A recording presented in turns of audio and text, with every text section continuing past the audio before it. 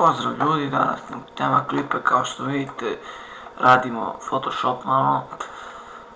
Znači otvorit ćemo sliku u Photoshopu da promijenimo, hoćemo da promijenimo boju očiju. Evo na primjer ovu. Znači ona je, evo tako prava slika izgleda. A evo kako sam ja napravio bio, samo da vidim gdje je. Evo ga, samo da ga nađem, evo ga. Evo tu sam imao zelene oči, znači evo vidite koliko je to dobro odrađeno. Znači stvarno lepo izgleda.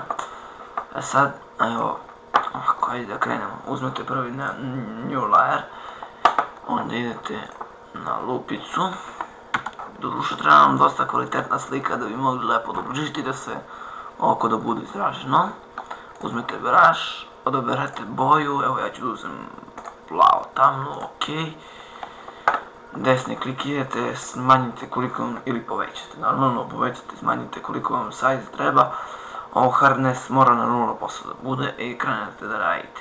I sad veoma pažljivo ovako.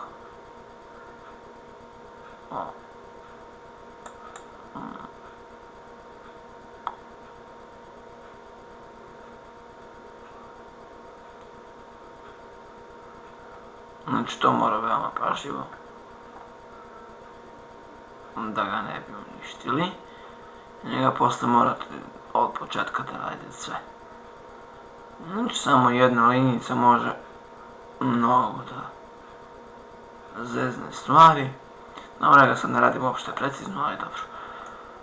Vi ćete da radite precizno ako vam bude zabavno.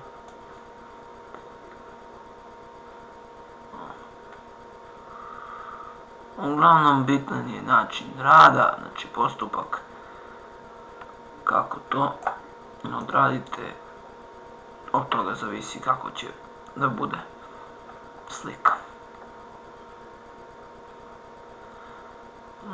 Ja čisto sumnjam da će ova slika da bude nešto, ali ajde, neka bude neka nada tu. Onda se znači odzoomirate se, kako god. Gdje vam piše normal, idete na color, evo vidite. Znači ovdje što vam je pisalo normal, čekaj gdje je normal. Znači tu vam je pisalo normal, tu idete color. Ovo king to ne dirate, znači sad ako god se vidi da je, znači stvarno, onda idete, smanjite ga malo, znači da bude ono uverljivo, da ne bude nešto preterano. Evo, ajde.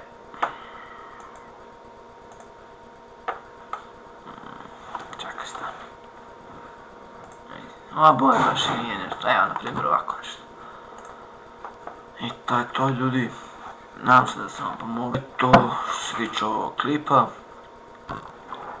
Mislim da sam vam pomogao. Ako vas još nešto zanima, pitajte u komentare. I to je to. Vidimo se na nekom narednom klipu.